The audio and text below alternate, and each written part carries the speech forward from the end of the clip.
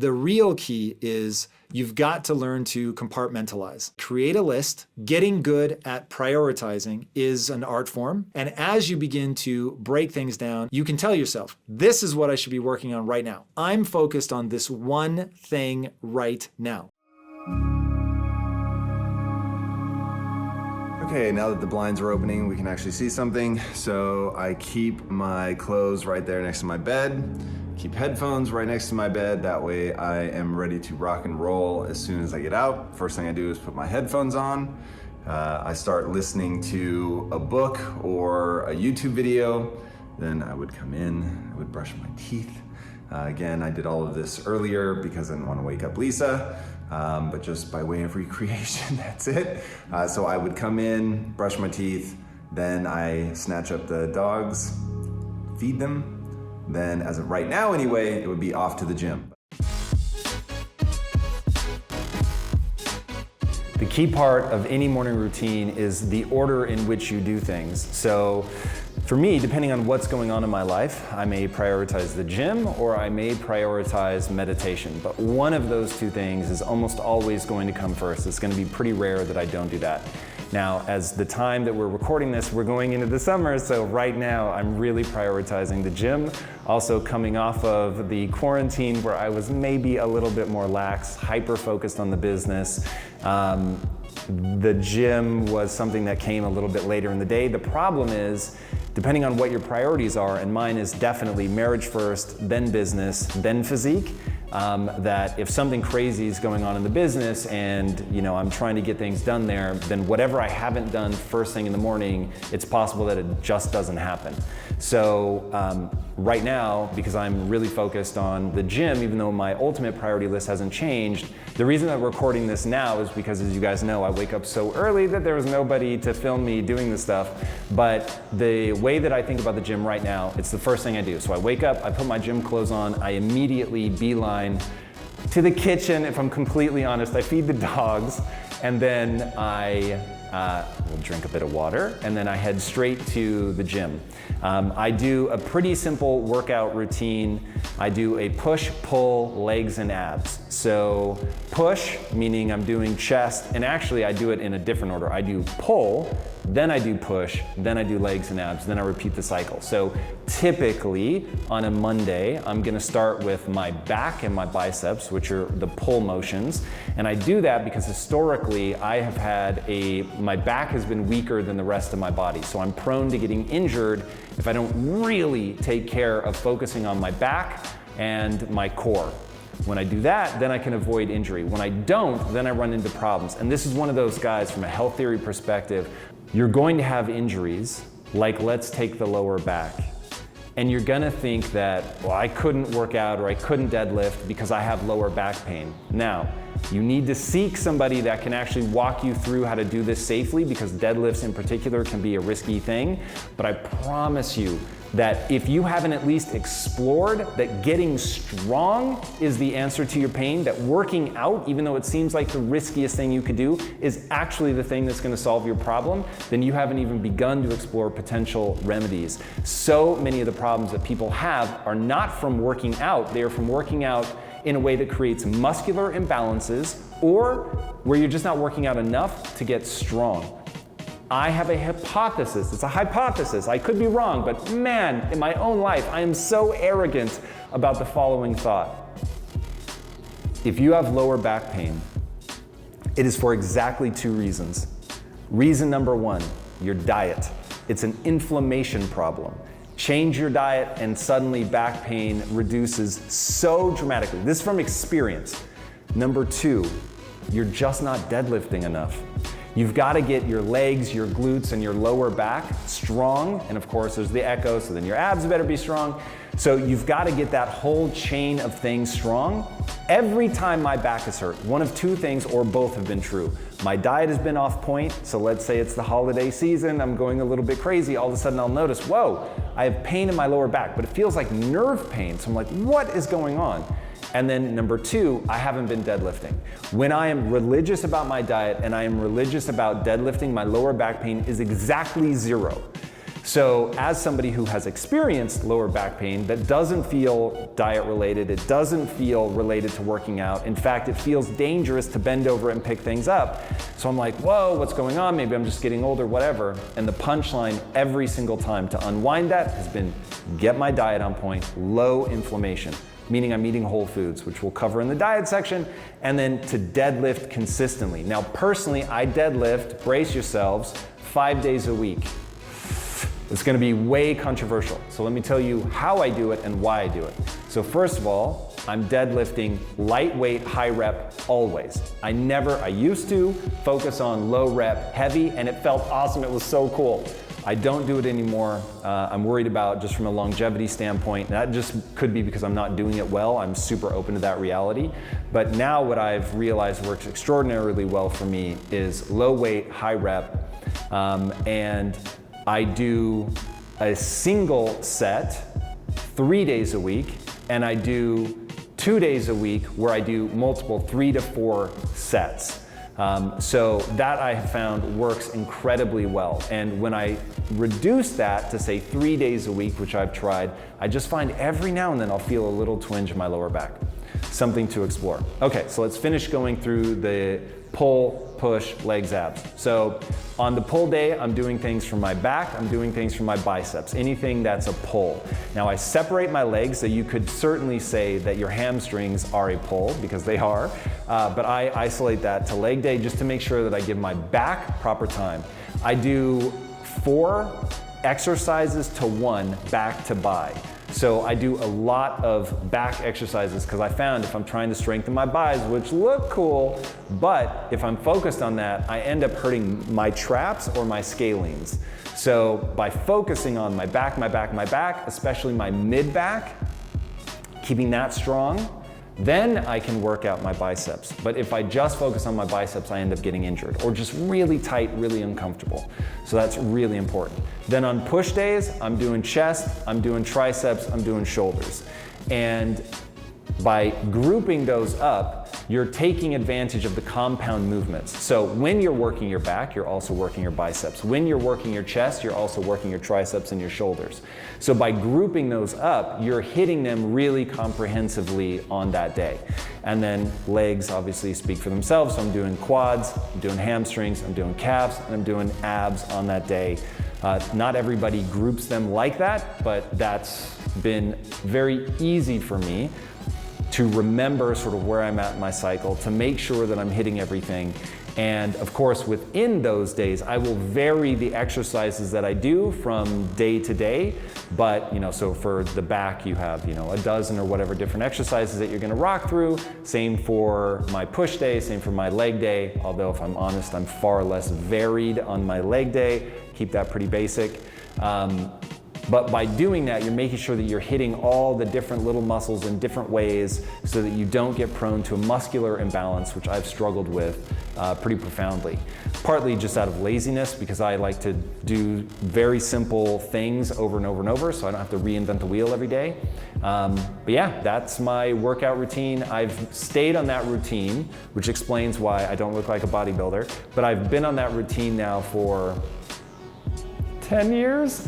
Now, I will say that is not optimal. I'm just saying for my lifestyle, where that falls lower in my priority list, that's been a great way to make sure that I maintain, I show up, I put in the work, and I'm consistent. And as they say, the workout that you do, even if it's a little wonky, is better than the perfect workout that you don't do. So that is my gym routine.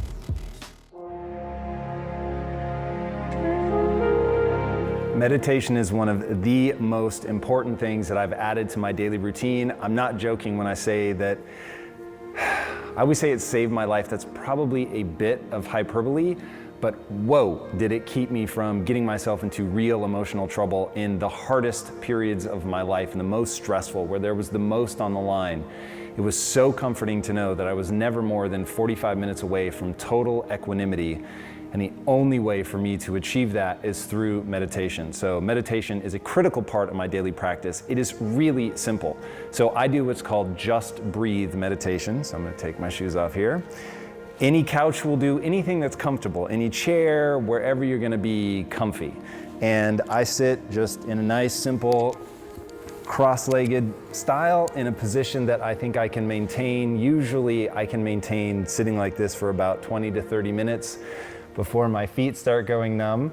And I found, for whatever reason, that when I touch my hands together, that it creates this sense of like the energy looping. I don't know, that feels so silly to say, but it was one where I started out doing this, and then I just found myself wanting to do this, to rest my hands, not interlace or anything, just really simply in my lap. I sit comfortably. I don't try to, have like really strict posture. I actually find the more I sit up, the harder it is to breathe from my diaphragm. So I have a slight curve to my spine. I sit super comfortably, and then I just breathe. Now, the key thing for me is these bad boys. So I'm not sponsored by a headphone company, but having the headphones over my ears, that really blocks everything out. I listen to the sounds of nature. So I'll either do, if it's a rainy day outside, I'll do a thunderstorm. If it's a nice day outside, I'll do the sound of waves crashing. If it's really early, and so I sort of get to pick what kind of day, I'll usually do a thunderstorm. There's something about the thunderstorm that I find really locks me in. And I think it's because the actual sound of the thunder comes at random intervals. And so that reminds me to be really present with my breath, to not let my mind wander or start thinking about things. You're really just trying to breathe. I do a simple 4-part cycle that I learned from Mark Divine. I do it differently than he does. What he does is a 4 equal parts breath. So you do an inhale hold, an exhale, and an exhale hold. And I found that by trying to make those 4 equal parts, which is known as box breathing, that I felt a little out of breath, which was not making me relax. And so finally I just said, what if I tried to maximize the pleasure of each part of the cycle? So I would hold the inhale hold, for instance, for only as long as it felt good. I would exhale in a way that felt good. So for me, it's just a release. I don't try to time it or prolong it. And then I found, for whatever reason, the exhale hold was actually the most pleasurable part of the cycle. So on the inhale, I might only hold, 4 seconds, 3 or 4 seconds. It's really quite brief. But on the exhale, I found myself holding for 10, 15 seconds. And again, I would just start breathing again the moment it stopped being pleasurable to hold that exhale. And by doing that, and so the length of time may vary as I'm doing the meditation, but by doing that and really being conscious to maximize the pleasure of each part of the breath cycle, then my mind isn't wandering. I'm there with my breath. I'm there with the pleasure of just breathing. And by doing that, sometimes if my mind is really going crazy, it might take me 5 or 10 minutes to get into a zone. When I first started and my life was incredibly stressful, like I said, it could take up to 45 minutes for me to finally get lost in my breath. But the fact that I knew that if I just sat there long enough, doing that, just bringing my thoughts back to the breath, every time they would wander, back to the breath, nothing complicated about it, that I was good. And that has been transformative and is a big part of why I meditate every day, 5 days a week, let me not lie.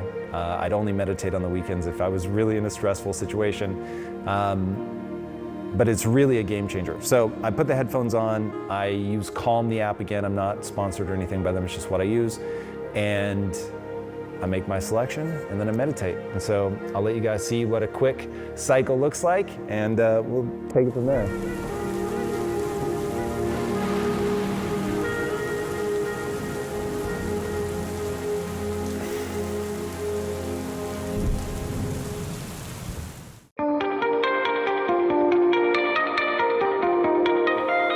All right, everybody. One of the most important things that you are ever going to do in your routine is to get your diet right. I think that this, outside of having a loving relationship with my wife, I think my diet is the most important thing that I do. And focusing on loving relationships, diet, and sleep, like those are gonna be your top 3 things.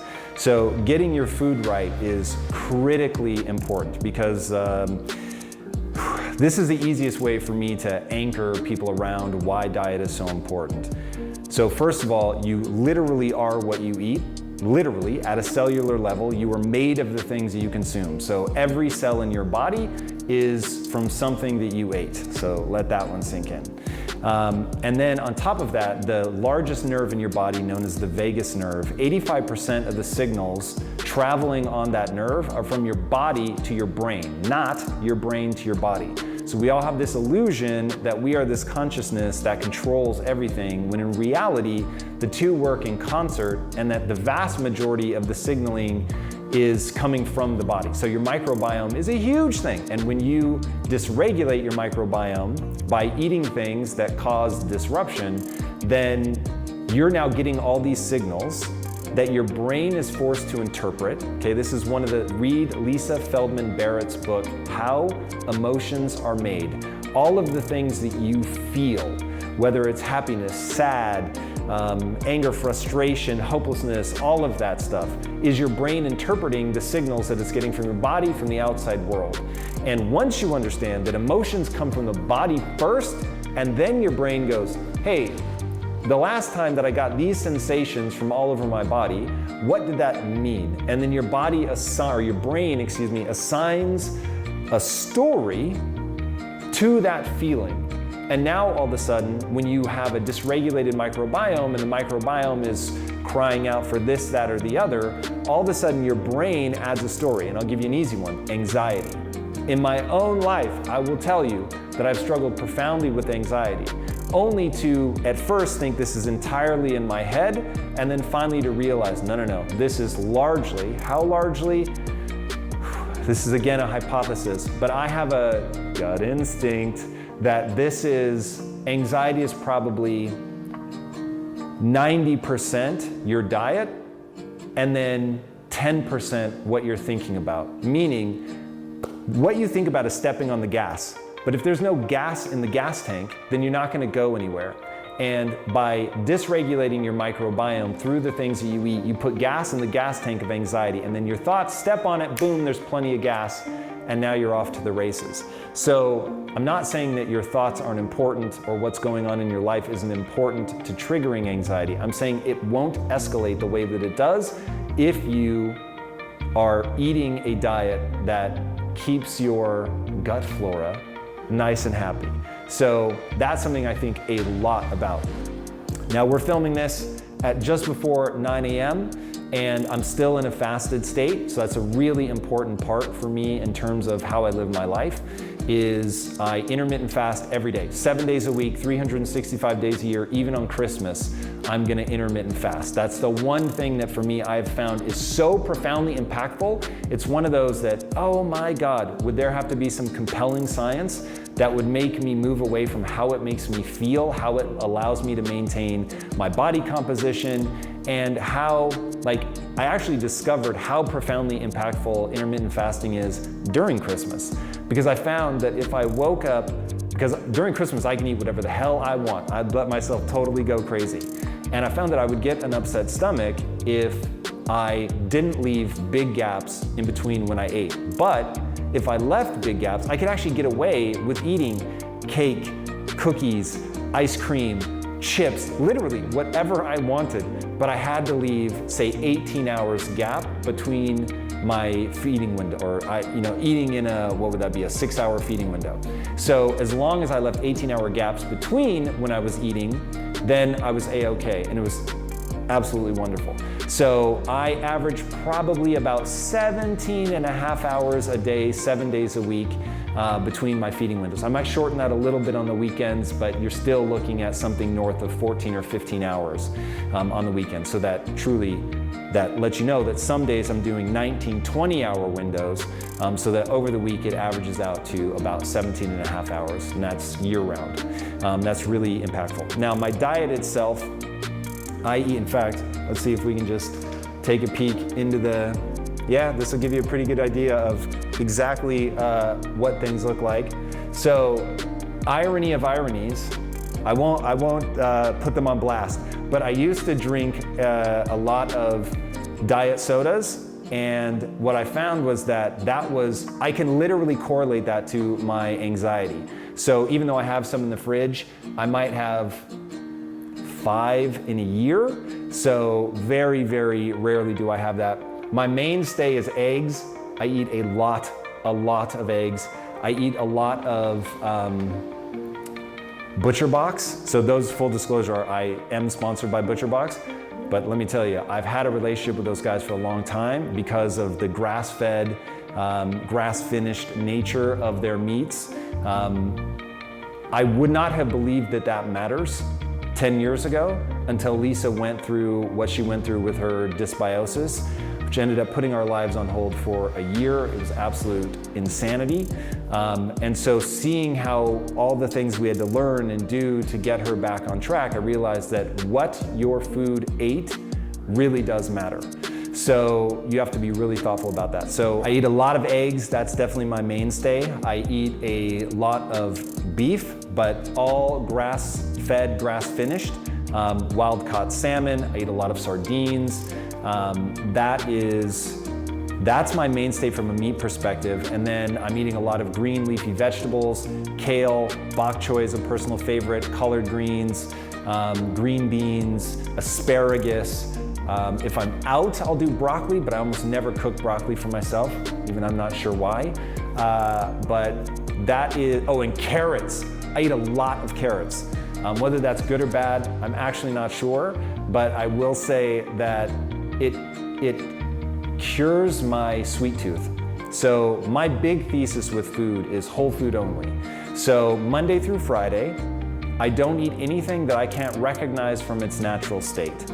So I'm eating my eggs, I'm eating my meat, I'm eating my vegetables, all in like their actual vegetable state. So my bok choy still looks like bok choy. It's like all bunched together. I literally rinse it off, I cut that shit, and then I put it into a frying pan with a little bit of extra virgin olive oil. And then on the weekends, I'll be a little bit more lenient and I'll have some things that are processed foods that are hyper palatable, ultra delicious, but I have to be careful because I don't want to dysregulate my microbiome because it then propels my anxiety. And as somebody that struggled with anxiety and now realizing how much of a diet connection there is, I find that by eating whole foods as much as not humanly possible, because of course I could be on a pure whole food diet, but I find that on the weekends, it's fun to be a little more flexible. But yeah, during the week, I don't have anything that I don't recognize. But even like something like a nut, I won't have much of that during the week. Now, it may just be that I have a particular sensitivity to nuts.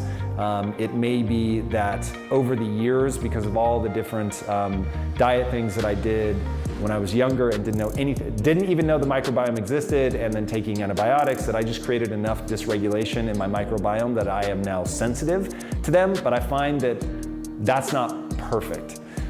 If I'm absolutely dying during the week for like a quick little snack, I might have a handful of almonds, which seem to be the thing that I can get away with the most. But for the most part, it is just literally meat, eggs, vegetables, and that is the sum total of my diet. Oh my God, I eat a lot of avocados, a lot of avocados. I keep my fruit intake to a minimum. I do have some fruit during the week and some berries, especially on the weekends. That's sort of my big treat. The reason I do that, even though there's fiber intake and all that, I wore a continuous glucose monitor for about 6 months, and fruit, even though it has the fiber in it, it still does spike my glucose. Not crazy like candy would, but it does spike it, and it spikes it pretty significantly. So for the most part, I save that for when I'm what I call cheating. So I know that people are gonna get up in arms about me calling fruit cheating, but I would just say if body composition is something that you're thinking about, if managing your glucose levels is something that you think about, if not spiking insulin, because you might still even be able to regulate your blood sugar, but you could be spiking your insulin more than is necessary. If that's something that you care about, then I would be very thoughtful about your fruit intake. Everybody is different. So I would highly encourage you guys to wear a continuous glucose monitor so you can see what affects you in what way.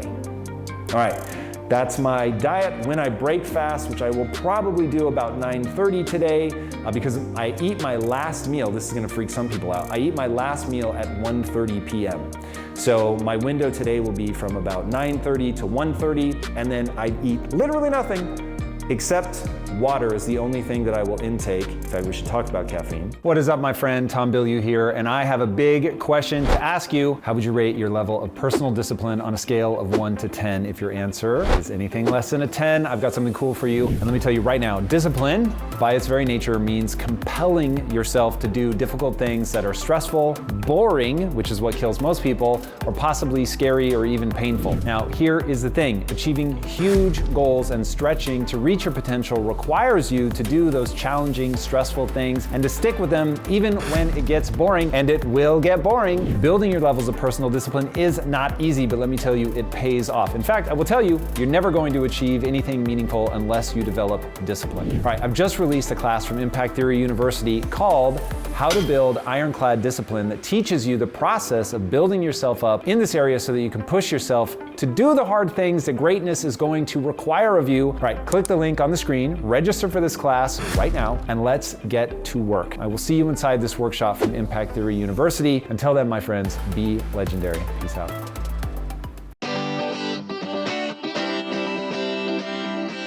You guys ready for the way that I approach drinking? Because this is gonna be something that I think a lot of people are tripped out by.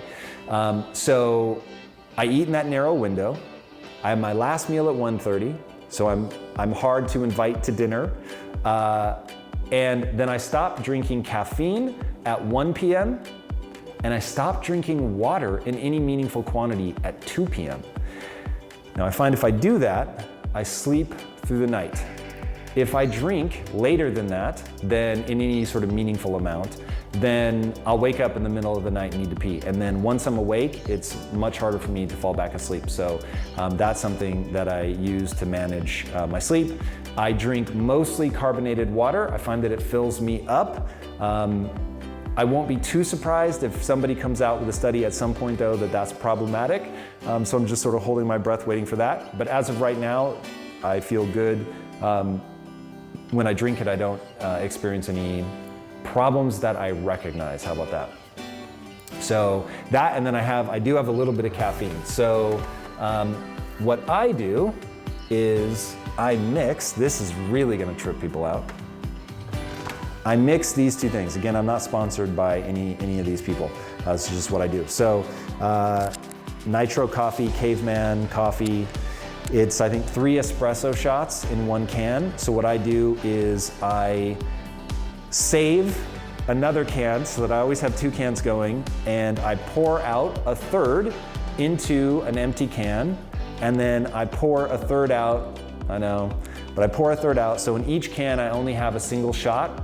And because coffee can mold, I don't want to leave it too long because it'll take me a day to a day and a half to drink one of the espresso shots because I mix it with sparkling water. Now, at first it was weird. Now I'm so used to it. When my coffee doesn't sparkle, I am sort of taken aback. And yeah, that's it. And so as I sip on this, I'll add water back in until I've probably diluted about 1.5 cans of water to the 1 espresso shot. And I just nurse it throughout the day. And again, I stop, I don't intake caffeine after 1 p.m. From 1 to 2, then I'm going just on the sparkling water. And that's it. That is my beverage routine. I don't drink alcohol unless it's like a special occasion, just because it's so pro-inflammatory, and not even like pro-inflammatory in an abstract way, like it makes my joints hurt. So as much fun as it is, I really limit my alcohol intake to probably 4 or 5 times a year. And that's it. So water, a little bit of caffeine, and we out. Okay, any routine, whether it's morning, your full day, it all starts the night before. Getting a good night's sleep. I cannot stress this enough. As somebody who absolutely resents needing to sleep, it's still the #1 thing that I prioritize. So that is critical that you prep for that. So #1, I start wearing blue blocking glasses at least 3 hours before bedtime. I actually use a little device that zaps me, but I'll save that for another video since I'm on the board, the advisory board of that company. But I do everything that I can to make sure that I sleep optimally, including cooling the room down to very chilly. So we sleep with our room at 68 degrees, and that way you can snuggle up in your blankies, and there's something about when your body temperature drops that triggers you to get sleepy. So getting the room nice and cool is another big tip. I go to bed at 9 p.m. every night like it is a religion. I should say Sunday through Thursday night, I go to bed at 9 p.m. I allow a little bit later bedtime on Friday, a little bit later bedtime on Saturday. But other than that, 9 p.m. And I don't set an alarm ever, unless I have like a super early flight or something like that. And I've been doing that for like 17 years now or something like that. So I built multiple successful companies without setting an alarm. So trust me, it is possible. Now the reason I do it is so that I'm optimizing my cognition, get as much sleep as I need. So for me, that's about 7.5 hours probably on average. I sleep with headphones right next to my bed. In fact, as you can see, they are right here. And I do that because I oftentimes wake up in the middle of the night, put these bad boys in, and I can fall right back to sleep or listen to a book, very, very low volume, so that if I put a tiny bit of pressure on my ear, that I can hear it, and then that way as I roll around, it will come ever so slightly out, and then I just fall asleep and I forget that the book is there. So that was a game changer for me. I don't know if that'll be as useful for anybody else, but I used to lie in bed for hours in the middle of the night trying to fall back asleep. This has been a game changer. And that's it. I sleep in nice, loose clothing. Mouth tape? Oh, yes. So here it is. I'm so glad that you reminded me of that. This is why my wife is here filming it. I tape my mouth closed every night. I did an episode with James Nestor. You should check that episode out. He talks about breathing through your nose and how important it is. So I literally tape my mouth closed. That also significantly improved my sleep. So I wouldn't have believed it until I tried it. So now literally every night I kiss my wife, I tell her I love her, and then I put tape over my lips. First of all, procrastination certainly can be a habit, but it's probably more than likely it is just the natural friction that exists when you take a species and you give them two competing impulses. Impulse number one, be active, work hard, go dominate your environment, right? Go hunt, gather, protect, all of that good stuff. And then the other one is the brain is so calorically demanding and the odds of you being without food at some point are so high that we have to make sure that as a species, you don't just constantly want to spend energy, that you find yourself in a position of like, I don't know when I'm gonna get my next meal. So I'm constantly wanting to go do my thing, but also at the same time, I want to relax. So when that's in a natural environment and we're on the plains of Africa and we've got hunger pushing us and there really are, lions coming into the camp, there's no time to procrastinate. It's like that stuff is here. It's got to be dealt with. I'm hungry. And so procrastinating doesn't even occur to me. And so the chill, lay back thing is when I have all the things that I need. Problem is in a modern context, we often have all of those basic needs already met. And on top of that, so not only do I have shelter, I've got food, I am not worried about where my next meal is going to come from. I don't have to worry about a tiger coming into my house. And on top of that, you add the friction of anxiety or stress or fear of failure, all of that. That's where this then really becomes problematic. But I think it first starts with just understanding that you have this impulse as a human having a human experience. You've got the dual impulses to go out and do something and to hang back. So once I understood, okay, evolution has given me this imperative to relax, to chill. Now I know. It's also given me the imperative to go work hard, to do things, meaning and purpose. And so what I need to do is, given in a modern context that I won't have literal hunger to propel me forward, then the thing that's going to propel me forward is a focus on meaning and purpose, or a goal that I'm just super excited about achieving, or bright lines, where we just tell ourselves we're going to do this, and we don't violate our bright lines. Okay, so putting it in that context, now we understand how do you pattern interrupt that more quickly. One, I think instead of worrying about the pattern interrupt and waiting until it's actually already a problem, you use these bright lines to say, like for instance, what I say to myself, Monday through Friday, if I'm awake, I'm either working or working out. Now I know. If I'm chilling on a Monday at 1 p.m., I know I have a problem. I'm outside of the bright lines that I have drawn for myself, which is Monday through Friday. If I'm awake, I'm either working or working out. So now it is very easy to know if I'm acting in accordance with what I said I was going to do or not. And since congruence is this huge driver, we want to be congruent with the things we said we were going to do and what we do. So for me, I have a goal. I'm obsessed with that goal. I want it. I'm really excited about it. Chasing it is like the great joy of my life outside of my marriage. And so I actually want that thing. Like I actually want to not only have the end state, but I want to pursue it. I want the act of going for it. And so because I want both the end state and the act of pursuing it, it becomes very easy to then put those bright lines in place and then actually go after it. So I don't need the pattern interrupt. I need the rules in my life that make sure that I conform to the behaviors that will be necessary for me to go after what I want. Now, since you're asking specifically about anxiety, I will assume that you have that extra layer of friction. And so making sure that you're getting past that extra layer of friction is going to be incredibly important. And the way that you're going to get past it is by having those bright lines, is by understanding that you should only be pursuing things you're really excited about, that get you really amped about the future. And so that you want them badly enough to push through that extra pushback that you're getting on that. And because you know that you're prone to procrastinating, you'll put those rules in place. You'll focus on how much you want the thing, and then that's going to allow you to move forward. And then, of course, there's just actually dealing with the anxiety, what that's caused by, whether it's you worrying about what other people think or whatever the case may be. So address that, and that will take more of that pressure off. All right, next. What steps can I take to bring my focus to the one thing I'm working on while blocking out all else? All right, so the real key is you've got to learn to compartmentalize. So what I do to begin my compartmentalization is I create a list of all the important things that I should be working on. I put that list in order. This is very important. Getting good at prioritizing is an art form. It is critically important that you get good at that art form. And as you begin to break things down and put them in order, now you can tell yourself, hey, this is what I should be working on right now. So rather than trying to digest all the different things that have to be done, it's I'm focused on this one thing right now. And my only job right now is to focus on that thing.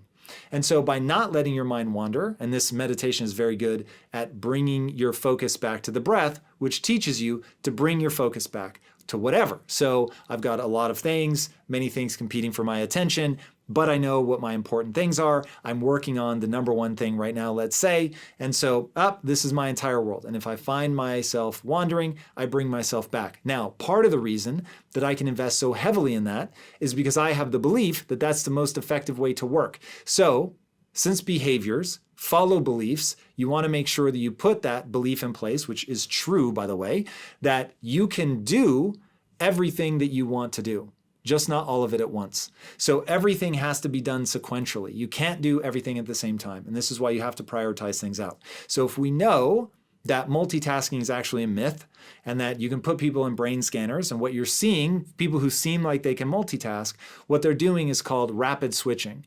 So they don't have what I have, which is high switching costs. When I get in a flow, man, I can go and go and go. But if I try to bounce back and forth between things, then I pay this high price and inefficiency between the switching costs of moving from switching from that task to this task. So I focus, I stay on one thing, I have them in order, I know what I'm working on, I remind myself that I only have one job in that moment, that is to work on that thing. I know that that's the most efficient way to work, and I know that I'm good at prioritizing things, so it becomes very easy, boom, boom, boom.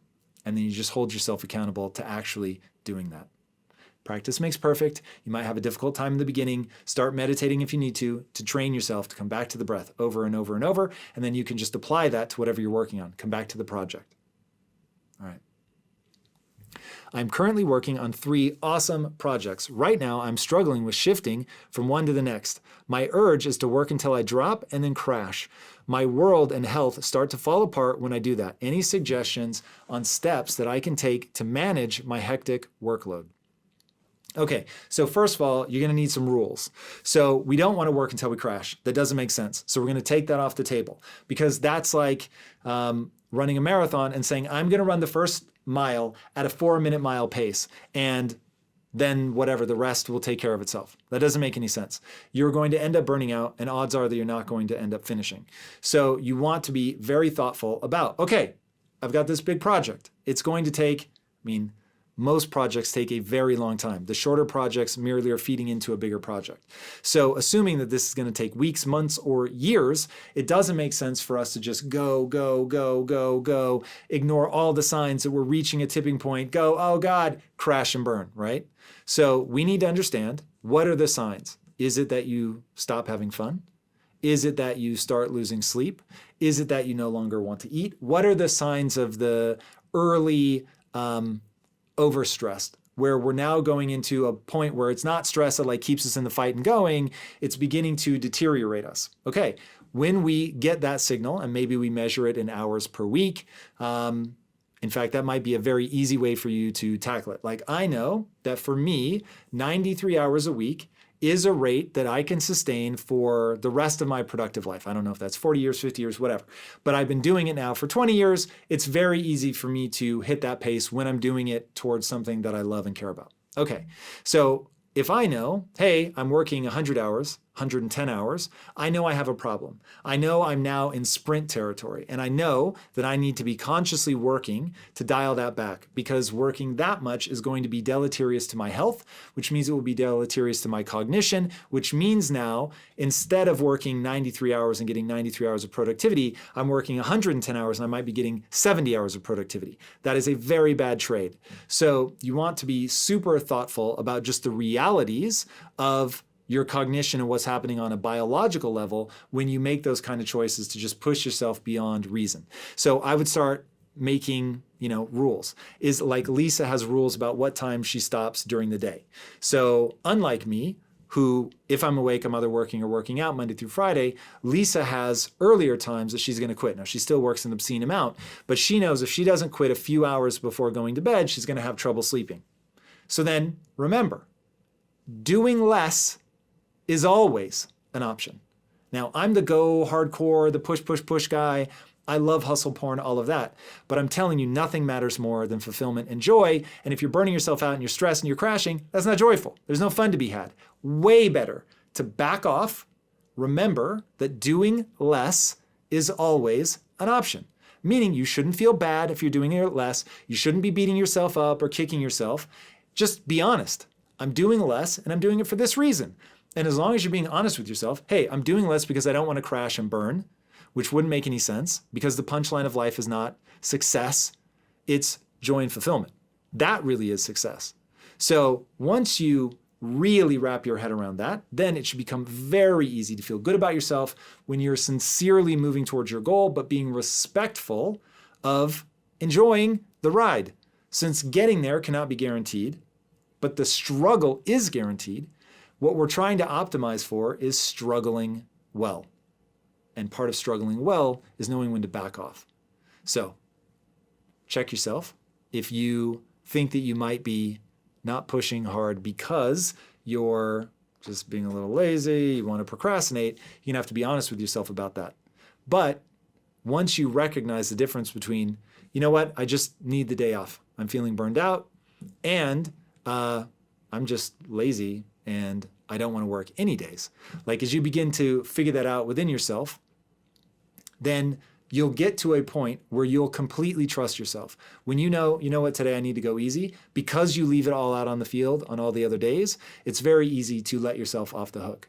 So earn your credibility with yourself, do what you say you're gonna do, prioritize for fulfillment and joy, not for hours worked, not for hustle porn, none of that. Optimize for fulfillment and joy. Okay. I can never find a way to stay disciplined and commit to my plans of action for the day or week or month. So I am always playing catch up rather than staying ahead and being proactive. How can someone who has spent their whole life with poor time management and discipline develop and commit to developing time management skills? Okay, so one, self-awareness, that's huge. Looks like you already have that. You understand that the way that you're doing things is delivering a suboptimal result. Once you understand that you're getting a suboptimal result, then we should be looking, according to the physics of progress, for a new thing to try. That new thing that we're going to try is discipline. Now, we're not doing discipline because our parents tell us to. We're doing discipline as a test to see if it works to get us towards our goal. Now, if you have historically struggled with putting discipline in place in your life, right now you're going to say, but Tom, I can't stick to discipline. So why would this work this time? That's when we realize one fundamental truth. This is a desire problem, masquerading as a discipline problem. Once you want your goal, the way that a drowning man wants his next breath, you will find discipline very easy to stick to. And so learning to build your desire for the goal that you have set for yourself, that becomes the incredibly important part. And the way to dial that desire up is to do a loop. And it goes like this. You're going to tell yourself that you're very excited about this goal. You're going to tell other people that you're very excited about this goal. And then you're going to embody the feeling, the amplitude that you want to feel when you think about that goal. Now, there's a mechanism in the human mind where it will justify the way that you act, no matter what. I won't waste time explaining some of the studies, but they are utterly fascinating about how even people with damaged areas of the brain will end up making up random ass stories because the brain abhors a lack of reason. So the brain will always and forever make up some story about why you're doing what you're doing. And so if you're responding hugely to something, oh my God, I'm so excited about doing this thing. Like I'm really amped up about it. And you're saying that to yourself and you're saying it to other people and you're saying it just like that. Then the brain goes, there must really be something here. We've got this elevated level of emotion. Amazing. Let's leverage that. And the brain doesn't say, let's leverage that. But the brain will say, okay, we've got this elevated level. You're going to leverage the fact that the brain says that to repeat it, to reinforce. And over time, you actually just will feel that heightened level of emotion. It's the way the brain works. What you repeat, you become. Neurons that fire together, wire together, things that you do frequently, including embodying that amplitude of emotion, right? Lisa Feldman Barrett's book, How Emotions Are Made, talks about how it starts with the body and then the brain applies meaning to it. So if you're getting amped up, you're excited, the body is saying to the brain, yo, like we're amped, we're excited, we're doing these things. And the brain goes, oh, amazing. It must be because this really matters. And once you get the brain saying, hey, we're this excited because it matters, you're firing those neurons together, the excitement around this thing. So the excitement and the pursuit of that thing begin to mesh. And now we just over time have an actual desire to pull this off. Once we have the actual desire to pull this off, then all of a sudden putting that discipline in place becomes very easy. And that's the name of the game. You want to make it such that you want it badly enough that the discipline becomes easy to stick to because it's going to move you towards that thing that you really want. But you've got to learn to want that thing. Now, I'll give my typical disclaimer. This trick works incredibly well. Now, it only works on things you actually have a legitimate interest in. You couldn't get yourself excited about something that you truly just find stupid, but something where you actually do get a natural response. You actually are naturally into that thing. All we're doing is dialing it up, right? So if it's already a dial tone, there's nothing you can do to change the amplitude. But if the amplitude is already there and you get this reaction, we can really exaggerate that reaction and build that desire to get where we're going. Now, since that is the case, you need to be very careful what you apply this to because you can end up really wanting some stupid shit. I know from experience. I dialed the dial on my desire for money. I cranked that shit to a 20 and then spent 8.5 years pursuing money only to come out completely miserable. So don't waste your time dialing that up on something that isn't exciting and honorable. Meaning, again, honorable, it elevates you and other people, not just you. All right. Be careful what you decide to want, but know that it's very powerful. All right. How do you structure the conversation about scheduled time with your partner so that they understand that what you're doing is important and that you need to manage your time? Woo-wee! This is a hot button issue. So we could spend a whole episode of relationship theory on this, which, by the way, if you guys aren't yet watching relationship theory, make sure you head over, check it out. We've got a whole YouTube show called Relationship Theory where we cover topics like this. Lisa and I do it together. Okay, so first, you're going to have to come up with a value system that the two of you share. That's critically important. Once you have the value system that you guys share, then in the conversation about scheduled time, we're either going to know that the scheduled time is a shared value or it's not. Because part of the discrepancy I could see is that if you guys disagree on how time should be allocated, if one of you feels like, hey, the marriage is just so much more important, or the relationship is so much more important than whatever you're scheduling your time for, that hey, when these two collide, don't bring me something about you need to schedule more time for this other stuff. It's like, this isn't a little more important, it's 100 times more important. So if they even slightly collide, then schedule time goes away. Because that's how people end up talking past each other. They have not established what their value system is. You must establish your value system. There's no right or wrong answer to your values. There's only things that either move you towards your goal or move you away from your goal. So get that established well. So in Lisa and I's marriage, while I feel very strongly about my ambition and all the things that I'm trying to do, meaning and purpose, all of that, my marriage is my number one priority. Now, we've talked through it, and so there's a lot of leeway to where I can work and schedule time and all of that. But there's also Lisa's carte blanche to be able to say, hey, this is now damaging the marriage or is in danger of damaging the marriage. We need time and attention to connect. And we have just learned that by personality, she's the right canary in the coal mine. She will feel it sooner than I. And so if we wait until I feel it, we might really be in trouble. So she'll speak up and I will universally say, cool, I will now set aside whatever it is that I was going to do within the business. And she's very respectful about if there's a once-in-a-lifetime opportunity or something like that. She's going to create a little bit of extra space. But at the same time, you could have a string of once-in-a-lifetime opportunities. At some point, one or more of them are going to have to go away if your relationship really is your highest priority, like it is for us. Lisa has that card. She's very thoughtful about when she plays it. She makes sure to play it soon enough that we don't damage the relationship, but she makes sure that she doesn't play it so often that I can't do the things that I want to do from pursuing my ambitions and quite frankly, her as well. So that became this really important thing for us to define what those values are, to rank order the values, marriage first, ambition second, for example. And the reason that they're in that order, by the way, is I'm optimizing for fulfillment and joy, and nothing has brought me more of those two things than my marriage.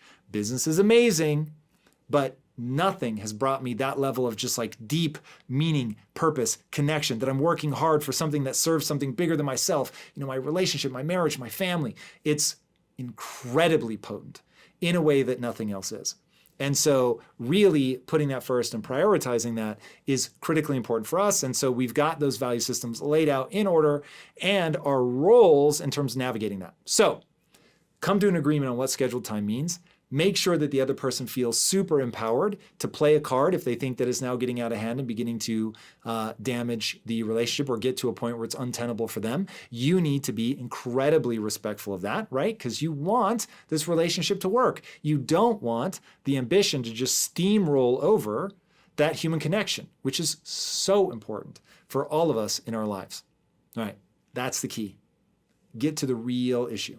Get to the base assumptions, get to the values. What do each of you believe? Say it out loud. How things should be. Come to an agreement on that, and everything else will get easy. Hi, Tom. I'm Danielle. I'm from sunny Orlando, Florida, and I'm a sales professional with a side hustle. My question for you is about side business personal working habits. My husband and I are growing a side business that we have apart from our professional careers, and I've recently taken on a new role, writing blogs about specific topics that the company is all about.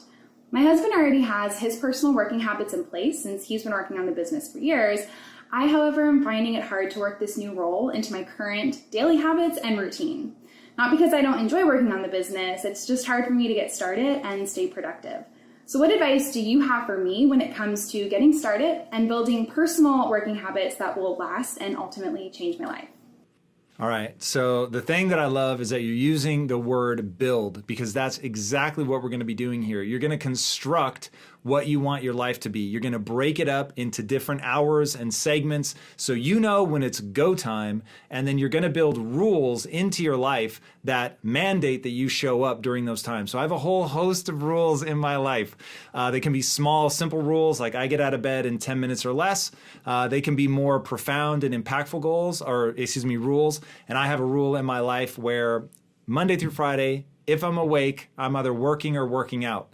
So if I were doing something like you in this situation, I would say, okay, these 2 hours or 5 hours, however much time it is that you want to allocate to the business, you're going to say, I am working on the business during these times. I'm going to tell myself, I'm going to tell other people. That way there's accountability. Then I'm going to score myself at the end of that session.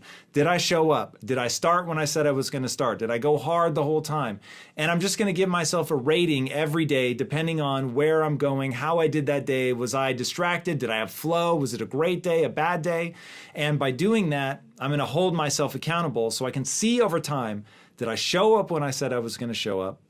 What was the score that I gave myself for staying focused, staying on task, and getting things done?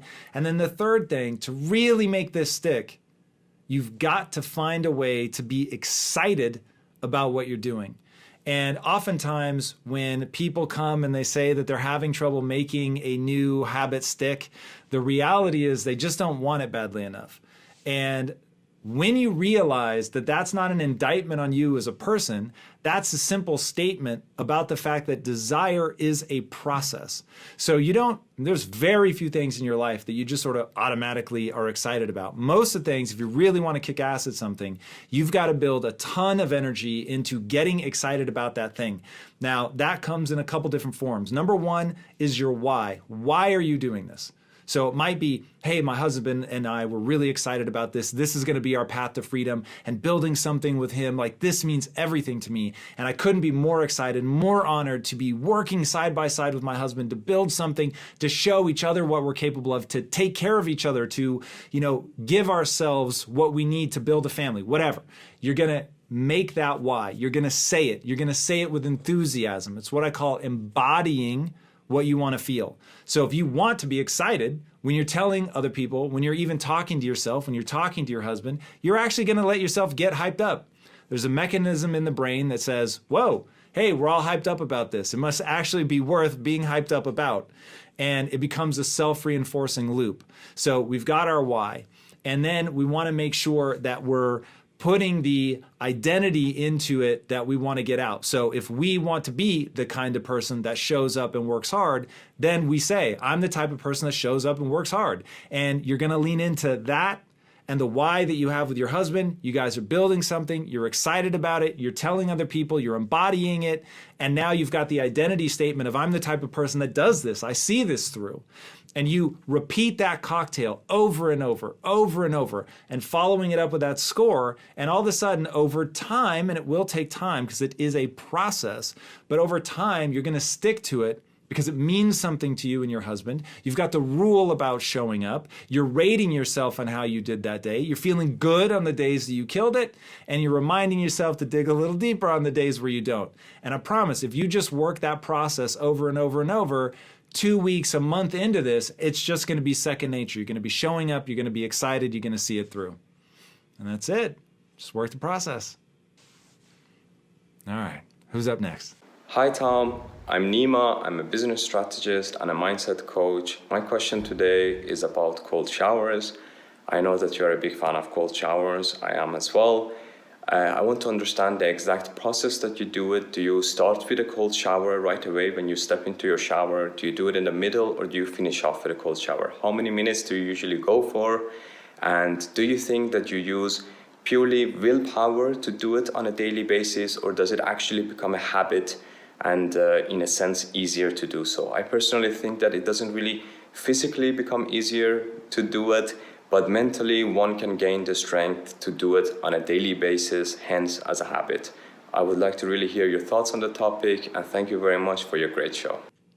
All right. So first of all, I just want to talk about the notion of doing hard things. So doing hard things is critically important in terms of earning self-respect, building those calluses on your mind, as David Goggins calls them, to have the ability to stick with something when it gets difficult. It is such an incredibly powerful skill set. And the only way you're going to get it is if you do hard things. Now, I want to be clear that I don't love cold showers. I hate cold showers. Cold showers never got easier. In fact, I would say over time, it really began to chip away at my soul. So I did cold showers every day for 1 year and 3 months. I'd promised myself I would do it for a month. So in ending up doing it for 15 months, I was pretty stoked. Now I don't do cold showers anymore, and I'll go back and explain the process I was using when I was doing cold showers. Now what I'm doing is water submersion, so cold water submersion. That I find is way more powerful. It is much more difficult, but in a weird way, it's more enjoyable. So when I was doing the cold showers, it went like this. I would get in, stand, bucket naked, dry shower, and just will myself to crank that on, because there was nothing worse than standing dry knowing that that cold water is going to hit you. That was by far the worst, is that anticipation of like, do you stop and take a couple breaths? Do you just get in there and crank it on like without hesitation? It was so powerful to have to face that down day after day after day. It really was pretty incredible. So that made it more difficult. I did not find it hard if I was taking a warm shower. So Wim Hof, the Iceman, recommends that you do a warm shower like normal, but then you end on, he suggests to start with 30 seconds, you end cold. I actually didn't find that hard. And so because that wasn't hard, I wanted to do it the hardest way possible by starting just dry and going straight for the cold. So that was how I did it the whole time. I would, though, end on warm most of the time. Every now and then, if it was a hot day or something, I might do cold, warm, cold. It just depended. So there is something about a entirely cold shower that's quite powerful, but I found it very difficult to warm up after. And so that can slow the rhythm of a day down, and I just didn't want to give that much time to it. Okay, so I do that for 15 months. I end up growing this resentment towards my shower. I didn't like the way that felt. I wanted to get back to actually enjoying my shower. And I thought, I have always had a lingering notion in my mind that it would be far better on a physiological level to get the response that you're looking for at a cellular level from true submersion. And since I have a swimming pool that for most of the year it's not heated, I thought, well, I'll just start going in the pool during the winter months. Pool gets down to about 58 degrees. That's plenty cold, let me tell you. And it is so much more intense than a cold shower, because there is no part of your body that isn't getting the life force sucked out of it by the cold. And so one, you feel like a total badass doing it, and you get that self-confidence, you get that, yeah, like I'm here, I'm doing hard things, I'm pushing through. So that gave me a lot of confidence that it was having the kind of physiological effect that I was hoping it was have. So if you can do submersion, I highly recommend it. I would stay in the pool water again. It was about 58 degrees. I would stay in that. The longest I did was 22 minutes, excuse me. And by the time I got out, I was moving so slowly, and my teeth, like I was so afraid I was going to bite my tongue because my teeth were chattering so hard. And so I thought, okay, that's a little too extreme. So I started backing it off. And then the important part is to warm up naturally. So I wouldn't end up taking a warm shower until, say, 45 minutes later to give my body the command that it had to warm up on its own. That was, I think, more powerful than the cold shower. So now I'm more focused on submersion. Word. Next up. Hey, Tom. Just wanted to take a second to thank you and your team for all the positive impact you had on my life. I'm Euros from Lithuania, and I'm currently studying physiotherapy. I'm also an aspiring personal trainer. And my question is, I have these ups and downs of really good, productive work, and then something happens, and I get down to this baseline, which isn't terrible, but I just know that I can do more. And I just want to find out how do I keep that habit of always producing good quality work with minimal to no downfalls? Yeah, that's it. Thank you. Okay, so this is very straightforward, but there are a lot of different pieces that are going to go into it. So the first thing you need to do, whenever somebody wants something, they know what they want. They've got a clear goal, they're prepared to do the work, but they just find there's pretty radical inconsistencies as they're trying to move along that path to really get something going. Number one is that you need to really get amped up about why that goal matters to you. Because once you know why the goal matters, that's going to be that thing that gives you meaning and purpose, that turns into a passion, that allows you to show up and keep doing it when you're bored. Because boredom kills more dreams than failure. I just promise you. You just get to the point where it's such a grind and you've got to do it day after day, month after month, year after year. It's just like it really drags on. It's like that old Outcast song, forever, forever, ever, forever, ever. It's like it's easy to do something once, maybe you can do it for a week, but when you have to just keep at the grind, then you really have to have a strong why. So figuring out why is it that you care enough about this? Because by the way, if you don't care enough about it to do all this, go find something that you do care enough about to go after. Because you can do anything you want in life, just not everything. Now, if you're as angered by that notion as I am, you realize whatever it is you're going to give yourself over to and do all the way, it needs to be something that you are really on fire about. Now, getting on fire about something, you're not born with that. You cultivate that fire. So you're going to pick something, starts as an interest. You're going to pick it, engage with it, fan the flames of that fire by talking about it to yourself, to your friends, to your family, to anybody who will listen about why it matters to you. And then you go hard on that. So like for me, I'm trying to build the next Disney. But why? Why am I trying to build the next Disney? Because I've worked with so many people in the inner cities that were extraordinary, far smarter than I am, and they're doing nothing with their life. Why? Because they don't have the right frame of reference. Their mindset is so limited that even though they have all of this natural skill that they could build upon and turn into something absolutely extraordinary, they're not doing it because they're not thinking about themselves and the world in the right way. Okay, I'm not prepared to live in that world. Right now in America, the number one predictor of your future success is your zip code. Okay, I want to introduce you to a word, maybe you know it, maybe you don't, called an animus. Something that pisses you off enough that it animates you to take action. Now you want to find something, a spark of something, and really turn that into this raging inferno of I am not prepared to live in a world where that's true. And now I'm going to show up every day and I'm going to fight. Make sure you focus it, get it specific to a person. Don't let it be abstract. Who's someone you know and love that's struggling with that thing that you want to put an end to?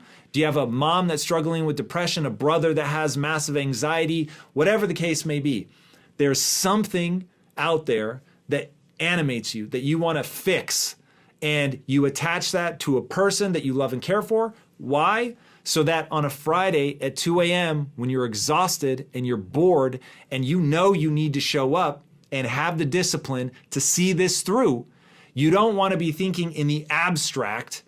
You want to be thinking very concretely about a person who is struggling with that thing, and then you can fight for them. I always said at Quest, I was trying to end metabolic disease because my mom and my sister were morbidly obese, and I didn't want them to die. So at Friday on at 2 a.m., I wasn't showing up thinking about protein bars. I showed up thinking about them. And suddenly when you're fighting for somebody like that and it's personal, you'll have the energy that you need to see it through. Word. Next. Hi, my name is Aisha. I live in Boston, Massachusetts, and I'm a financial consultant. So for my job, we are required to pass certain certification in order to be promoted. As I was struggling finding time to study, I was advised to wake up a couple hours early and study before work, as my brain will be fresh and more focused. And I noticed on days when I'm truly motivated, I can get up even before my alarm goes on and put in the number of hours I want. But on days when I don't feel motivated, I will keep on snoozing my alarm until my usual wake-up time and try to rationalize my excuses in my head. I'm usually pretty hard on myself, and I noticed that my brain has found a trick to rationalize my excuses when I don't feel motivated. I know that discipline will be the solution, but what will be the process to actually implement the habit/discipline to just do it without thinking when I'm lacking motivation? Thank you. All right. Here we go. I'm going to give you the 3 steps to this magic formula. And if you do these, it will work every time. So number 1, like we've mentioned multiple times already in this episode, motivation. You have to want it. It has to be something that you are on fire for. Literally, as you were describing it, I was like, oh my God, I would study so much. I would ace this exam. You have no idea. I would absolutely kill this. Because that's my identity. So why is it that you want to do this? Is it that you want to be the best? Is it just the promotion? If it's the promotion and this is just about money, what does that mean? Why does it matter? What are you going to do with the money? Are you the first person in your family to be promoted that far? Are you setting an example for your son or your daughter? Like when you attach it to something that really matters, like for me, it's like, I'm going to dominate. Wherever you put me, I'm going to dominate. That's just my thing. My identity is so wrapped up in outworking everybody else. I love it. So I love going hard, learning, putting more time and energy. My thing is part of my identity. You ready for the secret? Part of my identity is like, I will work so hard at something that people will just assume I'm naturally gifted at that thing, because the alternative to believe that I'm spending 40 hours a week on top of my full-time job to study for that thing, people, they won't believe that I would put that kind of energy and effort into something. But I will. And so to them, it just looks like magic. Now, I love that shit so much that it becomes very easy for me to use identity statements. Okay? So we've got motivation. We're getting amped about it. It matters to us for some reason. Now we've got identity statements. I'm the type of person that works so hard, people assume it's magic. I'm the type of person that works so hard at something that people just assume I'm naturally talented, okay? I love that. I love saying that about myself. I love knowing that it's true. I love knowing that I can trust myself to put in the time and the energy to own it, because I'm the type of person that knows information is really power. And that if I go in and I work and I get better at this thing, then I'm going to be able to outperform other people, right? Skills have utility. And then the third thing that you're going to do to absolutely dominate is you're going to set rules in your life. I don't care if you've got motivation. I don't care if I have motivation. I get out of bed in 10 minutes or less every day, no matter what, no excuses. But Tom, your leg has snapped off at the knee. I don't care. I'm getting out of bed in 10 minutes or less. But Tom, you only got 45 minutes of sleep. I don't care. I'm getting out of bed in 10 minutes or less. I have a hard and fast rule. It's what I call a bright line. There are bright lines in my life. There is no excuse to lay in bed. There is no rationalization. Nothing matters. It does not matter. Has it been 10 minutes since you woke up? Then you got to get your ass out of bed. It's that simple. And every day, if I miss, and when I miss by seconds. But if I miss, I confess to my wife. If I miss, I'll even confess on camera and let people know, hey, I didn't get out of bed in 10 minutes or less. Now keep in mind, it was probably 10 minutes and 1 second. But even then, if the clock has ticked over to the 11th minute, I got to wrap myself out, because I don't tolerate that in myself. I have that hard and fast rule. It is a bright line, and I act in accordance. Now, the reason that I had to use bright lines is I used to, in my mid-20s, I used to lay in bed for 4 and 5 hours a day, every day, if I could get away with it. So hard and fast rules. And then just as a bonus thing, I will say this. Don't set an alarm. Go to bed earlier. Go to bed however early you need to go to bed in order to wake up so that you have a couple of hours. Then your mind really will be fresh. Then you don't need to hit the snooze alarm. I built a $1 billion business without setting an alarm. Impact Theory has grown by 400% in the last 2 years alone. I've done all that without setting an alarm. You do not need to set alarms. I'm telling you, you just need to go to bed earlier. And this is where a lot of people mess up, is they're living in this chronic state of fatigue, wondering why they can't see things through. So I forget the coach that said it, but this is so powerful. They said, the quote is, "Fatigue makes cowards of us all." Don't allow yourself to be tired. It is a unique ring of hell to walk through life tired. So get the sleep you need, set the rules, make sure you've got the motivation, know why you're doing what you're doing, and then rinse and repeat. Just get after it. Growing up, I didn't show any early signs of promise. A little embarrassing to put these photos up. I wish these photos were atypical, but in reality, that is what I look like pretty much all the time. I always had some sort of clown hat on. I actually wore my pajamas out and about on the streets. That's San Francisco. Yeah, that was really where I started. And wanting to do something with my life, I had this unending ease that I could do more, I could be more. I just didn't know how, and I felt trapped, but I didn't know what I was trapped by. And my own mother, who's always been my biggest cheerleader, who all but kicked me out of the house when I was panicking and didn't want to leave the state for college, was actually the only person in my graduating class to leave the state. Wasn't something that people from Tacoma, Washington did. You stayed, you went to a state school. My mom still lives less than 3 miles from the house that she grew up in. So this is not a place where people go off and explore. But my mom always felt like if I didn't do that, that I would have a lot of the same regrets that she had, that I wouldn't see the world, that I wouldn't discover myself, and that one day I would look back and say, what if I had only tried? Now, what she didn't tell me at the time, but she has since confessed, is that she just assumed I was going to fail. Now, my mom is hilarious. She's not Jewish, but you would think she is, because her whole life, since kicking me out of the nest, she's been desperately trying to claw me back. And so one day I finally asked, I said, what is with that? Like, literally, you forced me to leave and go to college, so why have you worked so hard to get me back? And that's when she said, with nothing but love in her heart, I just always thought you would fail. And that was a gift. It was really a gift, because at that moment I realized that the things that I've accomplished in my life had nothing to do with being given something at birth. Now, I felt this unease that I was talking about, that I could do more, but I was stuck and I didn't know what I was trapped in. In 1999, a movie came out called The Matrix. That movie ended up giving me the intellectual framework to think about what was happening in my life, because there was something limiting me. There was something that made me feel adrift. And this gave me the vernacular to think about what it was. And in the movie, they talk about taking the red pill. The red pill, its only promise is the truth.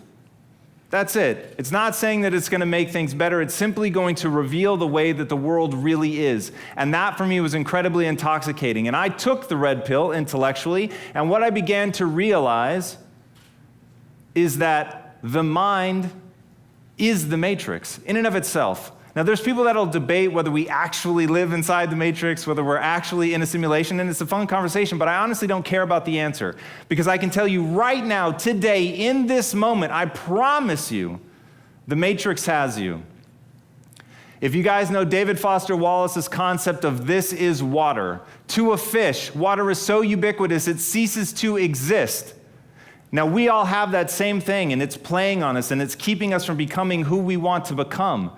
And that thing is our mindset. It's our belief system. It is so ever present. It is so ingrained into the fabric of who you are and the way that you process data, you don't even notice it. You don't even know that it's real. And this is the thing that impacts your life. It is your inability to see that your mindset controls everything, that it is water in and of itself. Now, when I heard this from Shakespeare, I realized that once you become aware of the water, you can change everything. That you can go from a scared, lost kid in Tacoma to whomever you want to be. And in understanding that, things began to become possible. There's nothing either good or bad, but thinking makes it so. And if that's true, then belief itself is a construct. And if belief is a construct, if belief is a construct, then like any other construct, it can be manipulated and changed. And at any moment, this is so important, at any moment, you can choose to believe something new about yourself. Now, the weird thing about belief is as soon as you change that belief, it becomes true. Why that is, I will never quite understand. What weird quirk of human evolution has left us in a space where simply believing it makes it true? If you think you're dumb, guess what? You're dumb. truly. And you will act in accordance with that belief, and that should scare the shit out of you, because it scared the life out of me. And I saw myself heading down a path that I did not want to be on because I believed that I was dumb. I had a fixed mindset. I used to only apply for jobs where I knew I'd be smarter than the person interviewing me because I did not want to feel badly about myself. But you can imagine the types of jobs that I got. I once lovingly referred to myself as the king of remedial jobs. And I actually had pride in that, because what I built my sense of pride around was getting the job, was always being smart, was being right, and none of those things were moving me towards my goals. Now, if you don't know this quote, live by it. One can have no smaller or greater mastery than mastery over oneself. That's Da Vinci.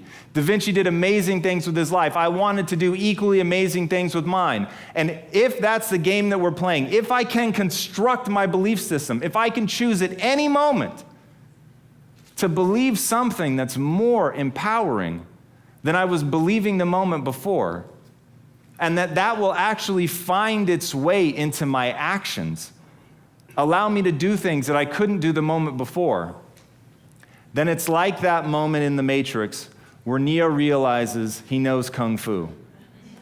And that's like, as funny as that is, that's how I think about life. To me, the very fundamental purpose of life is to find out how many skills I can acquire that have utility, and then put that utility to the test in service of something greater than myself. How many skills can I acquire that have utility, put that utility to the test in service of something greater than myself? That is, for me, the purpose of life. Now, I don't actually want to know Kung Fu. That is not the mission that I'm here to live. But I knew that I had to identify my mission. So what was going to be my mission? Mother Teresa has an amazing quote. Nobody will act for the many, but people will act for the one. And that really struck me, because I realized they were right.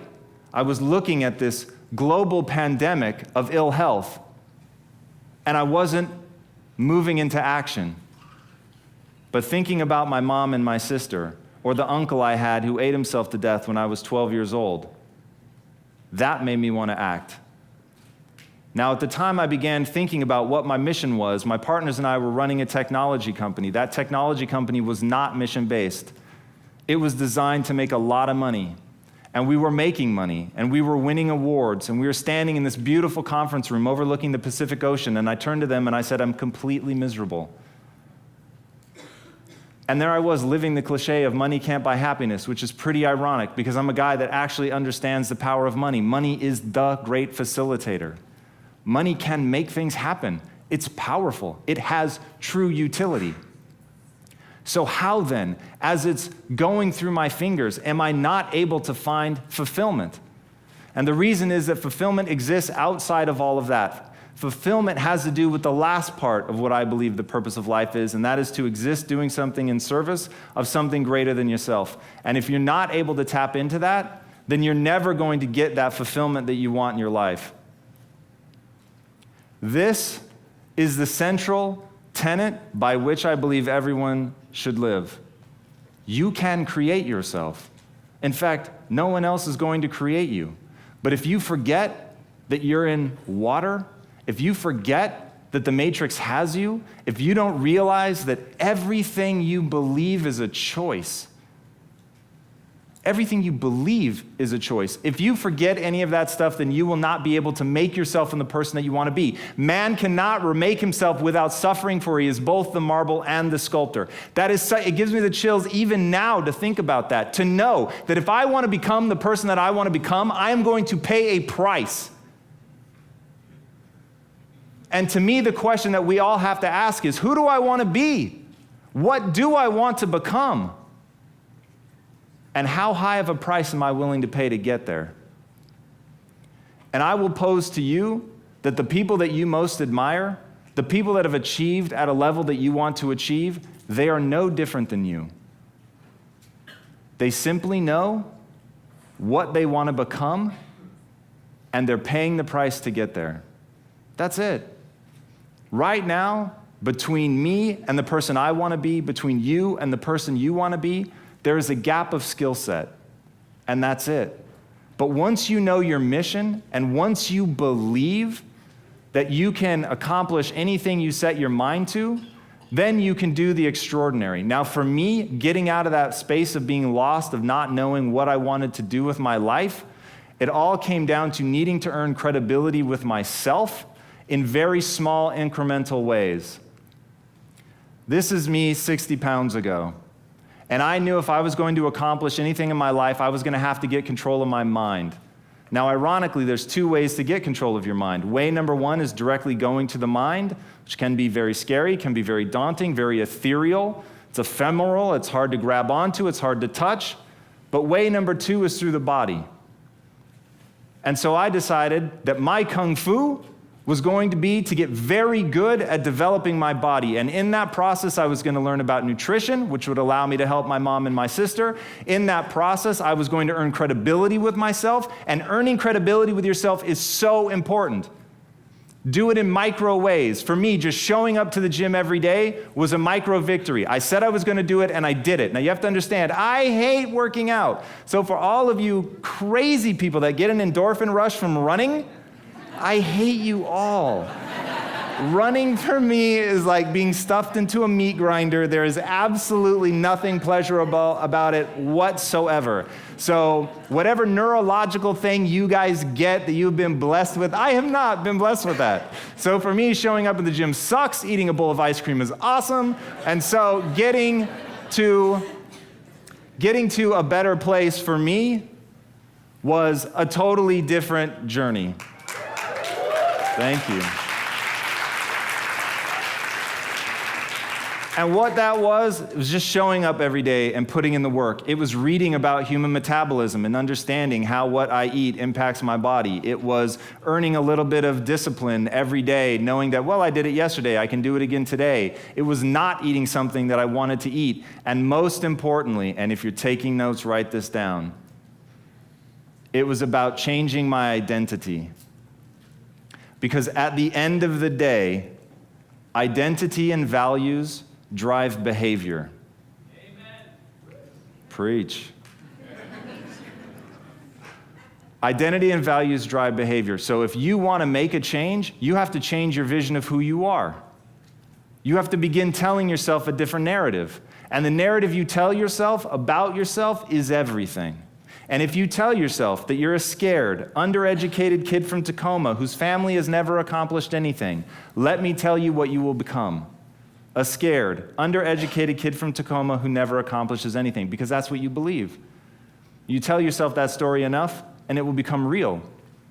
But on the flip side, you could tell yourself a story of you're a learner.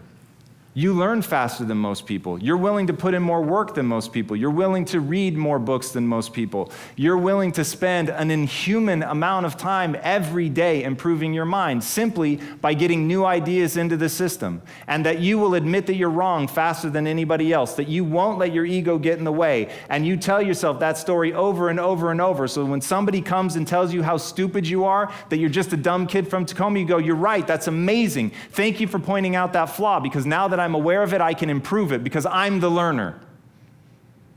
And once I switched my narrative to being the learner, it didn't matter where I started, it only mattered where I was trying to go. And as long as I had that clarity, then I could execute because I believed I could do anything I set my mind to without limitation. All right, there are very concrete habits that you can use, that I have used. Once you get your mind in the right place, once you believe that it can happen, this is what I did. I worked out. Why? Because it helped me gain control of my mind. One, it was micro credibility with myself every day. I said I was going to do something, I did it. Two, when you're suffering and you're willing to fight through it, you tell yourself a story that you're willing to pay the price to become what you want to become. And also, and this may be the most important reason each and every one of you should start working out, and it has nothing to do with living longer, because we could get hit by a meteorite, who knows? So I'm not even worried about that, but I am worried about this. When you watch your body transform, you get the loudest signal from your subconscious that you can change anything you want, that you can change your bicep, your tricep, your quad, whatever it is that you want. Something that you literally could not do the day before, you can do today. And your mind sees that that's true. Your mind sees that something you couldn't pick up yesterday, you can pick up today. And it begins to ask itself, well, if that's possible, then what else is possible? Now, for me, finding my center was also a very important thing. So I work out first. The next thing I do without fail is meditate. I do a just breathe meditation where I'm simply trying to calm my mind. Then I do what I call thinkitating. During meditating, I get into an alpha wave state brain pattern, which enhances creativity and unique connections. I'm not worried about whether I'll ever think a unique thought. I am simply interested in the unique connections that I will make that no one else before me or after me will ever make, because their circumstances are different than mine. And that, to me, is what makes each of us a beautiful snowflake.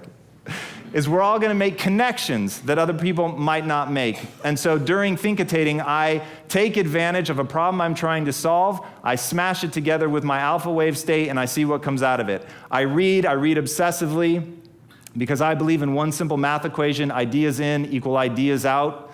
And then I keep a list of the most important things I'm trying to accomplish. If you're trying to become something, you need to know what that something is. And then this is the most important piece: I execute. Only execution matters. Burn that into your nervous system. Get a tattoo. Do whatever you need to do to remind yourself, only execution matters.